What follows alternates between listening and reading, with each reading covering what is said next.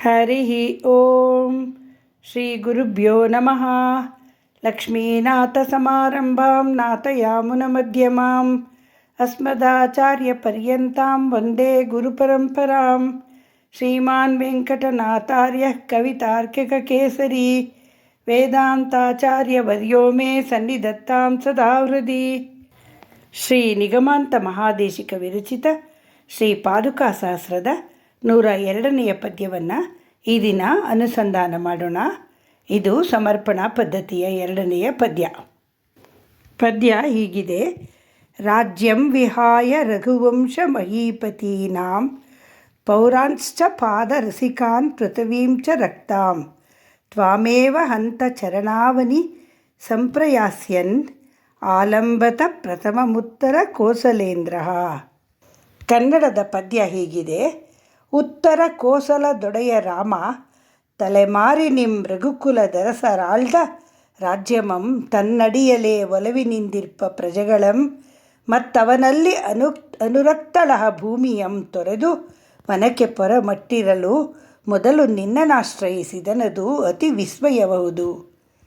ಹೇ ಚರಣಾವನಿ, ಓ ಪಾದಗಳನ್ನು ಕಾಪಾಡುವ ಪಾದುಕೆಯೇ, ಉತ್ತರ ಕೋಸಲೇಂದ್ರ, ಉತ್ತರದ ಕೋಸಲಕ್ಕೆ ಅಧಿಪತಿಯಾಗಿರುವ ಶ್ರೀರಾಮನ ರಘುವಂಶ ಮಹೀಪತೀನಾಂ ರಘುಕುಲದರಸರ ರಾಜ್ಯವನ್ನು ಪಾದರಸಿಕಾನ್ ಪೌರಾನ್ ತನ್ನಡಿಯಲ್ಲಿ ಭಕ್ತಿ ಇಟ್ಟಿರುವ ಅಯೋಧ್ಯೆಯ ಪ್ರಜೆಗಳನ್ನು ರಕ್ತಾಂ ಆಸೆಯಿರುವ ಪೃಥ್ವೀಂಚ ಭೂಮಿಯನ್ನು ಕೂಡ ವಿಹಾಯ ಬಿಟ್ಟು ಸಂಪ್ರಯಾಸ್ಯನ್ ಕಾಡಿಗೆ ಹೋಗುವಾಗ ಪ್ರಥಮಂ ಮೊದಲು ತ್ವಾಂ ನಿನ್ನನ್ನು ಅವಲಂಬಿಸಿದನು. ಅಂದರೆ ಶ್ರೀರಾಮನು ಕಾಡಿಗೆ ಹೋಗುವಾಗ ತಾನು ಪ್ರೀತಿಸುವ ಜನ್ಮಭೂಮಿಯನ್ನು, ವಂಶಪಾರಂಪರಾಗತವಾಗಿ ಬಂದಿರುವ ರಾಜಪದವಿಯನ್ನು, ತನ್ನಡೆಗಳಲ್ಲಿ ಭಕ್ತಿಯಿಂದಿರುವ ಪ್ರಜೆಗಳನ್ನು ಎಲ್ಲವನ್ನೂ ಬಿಟ್ಟು ಹೊರಟರೂ ನಿನ್ನನ್ನು ಮಾತ್ರ ಬಿಡಲಿಲ್ಲ. ಓ ಪಾದುಕಾದೇವಿಯೇ, ನೀನು ಅತ್ಯಂತ ಶ್ರೇಷ್ಠಳು ಎಂದಿದ್ದಾರೆ ವೇದಾಂತ ದೇಶಿಕರು. ಶ್ರೀರಾಮ ಕಾಡಿಗೆ ಹೊರಟಾಗ ದಶರಥ ಕೌಸಲ್ಯೆಯರು ನಾವು ನಿನ್ನ ಜೊತೆ ಬರುತ್ತೇವೆಂದರು. ಶ್ರೀರಾಮ ಒಪ್ಪಲಿಲ್ಲ. ಅಯೋಧ್ಯೆಯ ಪುರಜನರೆಲ್ಲ ಅವನ ಹಿಂದೆ ಹಿಂದೆ ಹೊರಟರು. ಅವರೆಲ್ಲ ತಮ್ಮ ಯುವರಾಜನಾದ ಶ್ರೀರಾಮನನ್ನು ತುಂಬ ಪ್ರೀತಿಸುತ್ತಿದ್ದರು.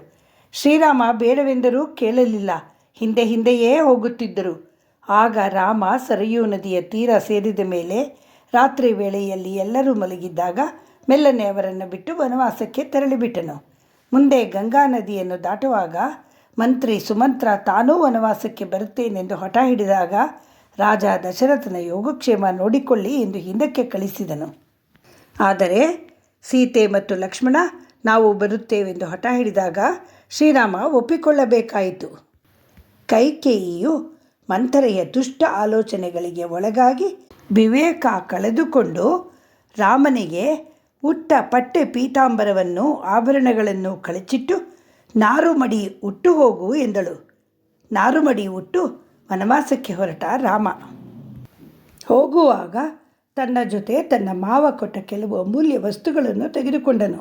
ರೌದ್ರಾಕಾರದ 2 ದಿವ್ಯ ಧನುಸ್ಸುಗಳು, ಅಭೇದ್ಯ ಕವಚಗಳು 2, ಅಕ್ಷಯ ಬಾಣಗಳಿರುವ 2 ಬತ್ತಳಿಕೆಗಳು, ಸೂರ್ಯನಂತೆ ಥಳಥಳಿಸುವ ಚಿನ್ನದ ಹಿಡಿಯುಳ್ಳ ಖಡ್ಗಗಳು 2 ಮತ್ತು ರಾಮನ ಮುದ್ರೆಯುಂಗುರ ಮತ್ತು ಹೇಮಭೂಷಿತ ಪಾದುಕೆಗಳು.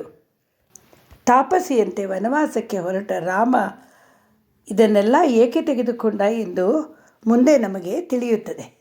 ಮುಂದೆ ಭರತ ಚಿತ್ರಕೂಟದಲ್ಲಿ ಶ್ರೀರಾಮನಿಗೆ ಶರಣಾಗತಿ ಮಾಡಿದಾಗ ಶ್ರೀರಾಮನು ತನ್ನ ಹೇಮಭೂಷಿತ ಪಾದುಕೆಗಳನ್ನು ಭರತನಿಗೆ ಕೊಟ್ಟನು.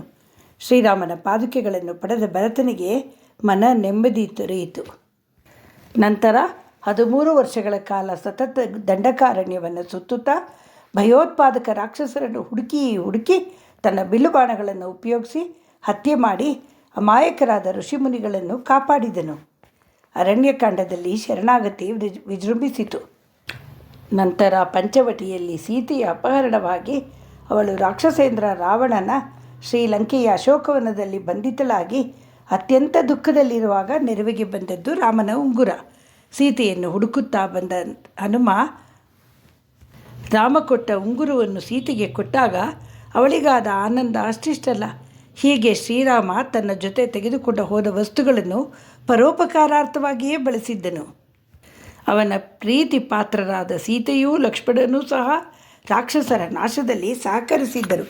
ಹೀಗಾಗಿ ಶ್ರೀ ವೇದಾಂತ ದೇಶಿಕರು ಪಾದುಕಾದೇವಿಯ ಮಹಿಮೆಯನ್ನು ಇಲ್ಲಿ ಹೇಳುತ್ತಾ, ಶ್ರೀರಾಮ ತನ್ನದೆಲ್ಲವನ್ನು ತ್ಯಜಿಸಿ ವನವಾಸಕ್ಕೆ ಹೊರಟು ಹೋಗುವಾಗ ನಿನ್ನನ್ನು ಮರೆಯಲಿಲ್ಲ ಧರಿಸಿಕೊಂಡನು, ಲೋಕ ಕಲ್ಯಾಣಾರ್ಥವಾಗಿ ನೀನು ಉಪಯೋಗಕ್ಕೆ ಬಂದೆ ಎಂದು ವಿಸ್ಮಯಪಟ್ಟಿದ್ದಾರೆ. ವೈಕುಂಠವು ಭಗವಂತನ ಆವಾಸ ಸ್ಥಾನವಾದರೂ ತನ್ನ ಭಕ್ತರ ಉದ್ಧಾರಕ್ಕಾಗಿ ಭೂಮಿಯಲ್ಲಿ ಅವತಾರ ಎತ್ತಿದಾಗಲೆಲ್ಲ ಭೂಮಿಗೆ ಬಂದರೂ ತನ್ನ ಪರಮ ಭಕ್ತರನ್ನು ಎಂದೆಂದಿಗೂ ಬಿಡದೆ ತನ್ನ ಜೊತೆಯಲ್ಲೇ ಕರೆದುಕೊಂಡು ಬರುತ್ತಾನೆ. ಭಗವಂತ ಭೂಮಿಯಲ್ಲಿ ಅವತಾರ ಎತ್ತಿದಾಗಲೆಲ್ಲ ಮಹಾಲಕ್ಷ್ಮಿಯು ಜೊತೆಯಲ್ಲಿಯೇ ಬರುತ್ತಾಳೆ. ಆದಿಶೇಷ, ಗರುಡ, ವಿಶ್ವಕ್ಸೇನರು ಜೊತೆಯಲ್ಲಿ ಬರುತ್ತಾರೆ. ಅವನನ್ನು ಬಿಡದೆ ಅವನ ಜೊತೆಯಲ್ಲಿ ಇರುತ್ತಾರೆ. ಹಾಗೆಯೇ ಭಗವಂತ ವನವಾಸಕ್ಕೆ ಹೋಗುವಾಗ ನಿನ್ನನ್ನು ಬಿಡದೆ ಕರೆದೊಯ್ದನಲ್ಲ, ನೀನು ಎಷ್ಟು ಮಹಿಮಳು, ಶೇಷಶಾಹಿ, ಗರುಡ, ವಿಶ್ವಕ್ಸೇನರಿಗೆ ಸಮಳು ಎಂದು ಆಶ್ಚರ್ಯಪಟ್ಟಿದ್ದಾರೆ ವೇದಾಂತ ದೇಶಿಕರು. ಹಾಗೆ ಆಂಡಾಳ್ ದೇವಿಯು ಸಹ ತನ್ನ ತಿರುಪ್ಪಾವೈನ 29ನೇ ಪದ್ಯದಲ್ಲಿ ಏಳೇಳು ಪಿರವಿಕ್ಕು ಮುಂತನ್ನೋಡುತ್ತೋಮೆಯ ಉನಕ್ಕೇ ನಾಮಾಳ್ ಶೈವೋಂ ಎಂದು ಹೇಳಿದ್ದಾಳೆ. ಅಂದರೆ, ಭಗವಂತ ನೀನು ಮುಕ್ತಿ ಕೊಟ್ಟರೂ ನಿನ್ನ ಜೊತೆ ವೈಕುಂಠದಲ್ಲಿದ್ದರೂ ನೀನು ಯಾವಾಗ ಭೂಮಿಯಲ್ಲಿ ಅವತಾರ ಎತ್ತುತ್ತೀಯೋ ಆವಾಗಲೆಲ್ಲ ನಾವು ನಿನ್ನನ್ನು ಬಿಡದೆ ನಿನ್ನ ಜೊತೆಯಲ್ಲೇ ಜನ್ಮಗಳನ್ನು ಎತ್ತುತ್ತೇವೆ, ನಿನ್ನ ಸೇವಕರಾಗಿ ನಿನ್ನ ಸೇವೆ ಮಾಡುತ್ತೇವೆ, ನಿನ್ನನ್ನು ಬಿಟ್ಟು ನಾವಿರಲಾರವು ಎಂದು ಹೇಳಿದ್ದಾಳೆ. ಶ್ರೀರಾಮಚಂದ್ರ ಅವತಾರ ಮಾಡುವಾಗ ಮಹಾಲಕ್ಷ್ಮಿ ಸ್ವರೂಪಿಣಿಯಾದ ಸೀತಾದೇವಿಯನ್ನು ಮತ್ತು ಶೇಷಶಾಹಿಯಾದ ಲಕ್ಷ್ಮಣನನ್ನು ಜೊತೆಯಲ್ಲೇ ಕರೆದುಕೊಂಡು ಬಂದನು. ಹಾಗೆ ವನವಾಸಕ್ಕೆ ಹೋಗುವಾಗಲೂ ಅವರಿಬ್ಬರನ್ನು ಬಿಡದೆ ಜೊತೆಯಲ್ಲಿ ಕರೆದುಕೊಂಡು ಹೋದನು. ಭಗವಂತ ಓಂಕಾರ ಸ್ವರೂಪಿ, ಪ್ರಣವ ಸ್ವರೂಪಿ. ಓಂಕಾರವಾದರೂ ಆ, ಉ, ಮ ಎಂಬ 3 ಅಕ್ಷರಗಳಿಂದಾದ ಶಬ್ದ.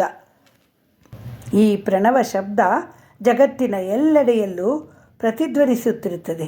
ಅದು ನಿಂತ ದಿನ ಪ್ರಳಯ ಎಂದು ಹೇಳುತ್ತಾರೆ. ಅಖಿಲಾಂಡ ಕೋಟಿ ಬ್ರಹ್ಮಾಂಡಗಳು ಭಗವಂತನ ಹೊಟ್ಟೆಯನ್ನು ಸೇರಿಬಿಡುತ್ತದೆ. ಪ್ರಣವದ ಶಬ್ದ ನಿಂತ ದಿನ ಎನ್ನುತ್ತಾರೆ.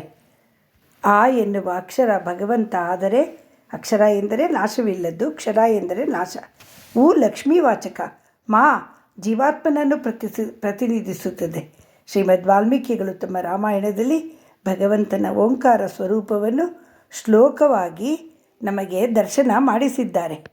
ದಂಡಕಾರಣ್ಯದಲ್ಲಿ ಋಷಿಗಳು ಭಗವಂತನಲ್ಲಿ ಶರಣಾಗತರಾಗಲು ಬಂದಾಗ ಶ್ರೀರಾಮಚಂದ್ರ ಅವನಿಗೆ ದರ್ಶನ ಕೊಟ್ಟಿದ್ದು ಹೀಗೆ. ಅಗ್ರತಃ ಪ್ರಯಯೌ ರಾಮಃ ಸೀತಾ ಮಧ್ಯೆ ಸುಮಧ್ಯಮ ಪೃಷ್ಠತಸ್ತು ಧನುಃಪಾಣಿ ಲಕ್ಷ್ಮಣೋ ಅನುಜಗಾಮಃ. ಅಂದರೆ ರಾಮ ಮುಂದೆ, ಮಧ್ಯೆ ಸೀತೆ, ಹಿಂದೆ ಲಕ್ಷ್ಮಣ ಈ ಕ್ರಮದಲ್ಲಿ ಮಹಾ ಅರಣ್ಯವನ್ನು ಪ್ರವೇಶ ಮಾಡಿದರು. ಪ್ರಣವೋಪಾಸನೆ ಮಾಡುವ ಋಷಿಗಳಿಗೆ ಪ್ರತ್ಯಕ್ಷವಾಗಿ ಅದರ ಅರ್ಥವನ್ನು ತೋರಿಸಲು ಅಕಾರವಾಚ್ಯನಾದ ತಾನು ಮುಂದೆಯೂ, ಉಕಾರವಾಚ್ಯಳಾದ ಸೀತೆಯು ಮಧ್ಯೆಯೂ, ಮಕಾರವಾಚ್ಯನಾದ ಲಕ್ಷ್ಮಣನು ಹಿಂದೆಯೂ ಹೋಗಿ ಅವರಿಗೆ ದರ್ಶನ ಕೊಟ್ಟರು. ಹೀಗೆ ಹೋಗುವುದರಲ್ಲಿ ಇನ್ನೊಂದು ತತ್ವ ಅಡಗಿದೆ. ಮಕಾರವಾಚ್ಯ ಜೀವನಿಗೆ ಅಕಾರವಾಚ್ಯ ಪರಮಾತ್ಮನ ಸಾಕ್ಷಾತ್ಕಾರ ಆಗಬೇಕಾದರೆ ಮಧ್ಯ ಉಕಾರವಾಚ್ಯಳಾದ ಪುರುಷಕಾರ ಸ್ವರೂಪಳೆನಿಸಿದ ಲಕ್ಷ್ಮಿಯ ಅನುಗ್ರಹ ಇರಬೇಕು. ಇದನ್ನು ವಾಲ್ಮೀಕಿ ಮಹರ್ಷಿಗಳು ಈ ಪದ್ಯದಲ್ಲಿ ತೋರಿಸಿಕೊಟ್ಟಿದ್ದಾರೆ. ಶ್ರೀ ವೇದಾಂತ ದೇಶಿಕರು ಈ 102ನೇ ಪದ್ಯದಲ್ಲಿ ಪಾದುಕಾದೇವಿಗೆ, ಅಮ್ಮ ಪಾದುಕಾದೇವಿ ಶ್ರೀರಾಮಚಂದ್ರ ಸೀತೆಯನ್ನು, ಲಕ್ಷ್ಮಣನನ್ನು ಅಂದರೆ ಮಹಾಲಕ್ಷ್ಮಿಯನ್ನು, ಜೀವಾತ್ಮರನ್ನು ತನ್ನ ಜೊತೆ ಹೇಗೆ ಕರೆದುಕೊಂಡು ಹೊರಟನೋ ಹಾಗೆ ನಿನ್ನನ್ನು ಬಿಡದೆ ಧರಿಸಿಕೊಂಡು ಹೊರಟನಲ್ಲ, ನೀನೆಷ್ಟು ಮಹಾತ್ಮಳು ಎಂದಿದ್ದಾರೆ. ಧೀರನಾಗಿ ಧೀಮಂತನಾಗಿ ಸಿಂಹಾಸನದಲ್ಲಿ ಕುಳಿತು ರಾಜ್ಯಭಾರ ಮಾಡಬೇಕಿದ್ದ ಶ್ರೀರಾಮ ಒಂದೇ ರಾತ್ರಿಯಲ್ಲಿ ಎಲ್ಲವೂ ಬದಲಾಗಿ ನಾರು ಮಡಿಯನ್ನುಟ್ಟು ವನವಾಸಕ್ಕೆ ತೆರಳಬೇಕಾಯಿತು. ಆಗಲೂ ಶ್ರೀರಾಮ ಅಷ್ಟೇ ಧೀರನಾಗಿ ಧೀಮಂತನಾಗಿ ಬಿಲ್ಲು ಬಾಣ ಹಿಡಿದು ಉಗ್ರಗಾಮಿಗಳನ್ನು ಸದೆಬಡಿಯಲು ಹೊರಟನು. ಶ್ರೀಮದ್ ವಾಲ್ಮೀಕಿ ರಾಮಾಯಣದ ಒಂದೊಂದು ಅಕ್ಷರವು ರಸದ ಕಾರಂಜಿ. ಶ್ರೀ ವೇದಾಂತ ದೇಶಿಕರು ಪ್ರತಿ ಪದ್ಯದಲ್ಲೂ ಪಾದುಕೆಯ ಮಹಿಮೆಯನ್ನು ಹೇಳುವ ಜೊತೆಗೆ ಭಗವಂತನ ಮಹಿಮೆಯ ವಿಶ್ವರೂಪವನ್ನು ಮಾಡಿಕೊಡುತ್ತಾ ಹೋಗುತ್ತಾರೆ. ಆದ್ದರಿಂದ ಅವರ 1000 ಶ್ಲೋಕಗಳು 2000 ಶ್ಲೋಕಗಳಿಗೆ ಸಮ ಎಂದು ಹೇಳಬಹುದು. ಮುಂದಿನ 18 ಪದ್ಯಗಳಲ್ಲೂ ಶ್ರೀ ವೇದಾಂತ ದೇಶಿಕರ ಜೊತೆಗೆ ನಾವು ಸಹ ಶ್ರೀಮದ್ ವಾಲ್ಮೀಕಿ ರಾಮಾಯಣದ ಸವಿಯನ್ನು ಸವಿಯೋಣ. ಹಾಗೆ ಆಚಾರ್ಯ ಸ್ವರೂಪಿ ಪಾದುಕಾದೇವಿಯ ಮಹಿಮೆಯನ್ನು ತಿಳಿಯೋಣ. ಶ್ರೀಮತೆ ನಿಗಮಾಂತ ಮಹಾದೇಶಿಕಾಯ ನಮಃ. ಶ್ರೀರಂಗನಾಥ ದಿವ್ಯಮಣಿ ಪಾದುಕಾಭ್ಯಾಂ ನಮಃ.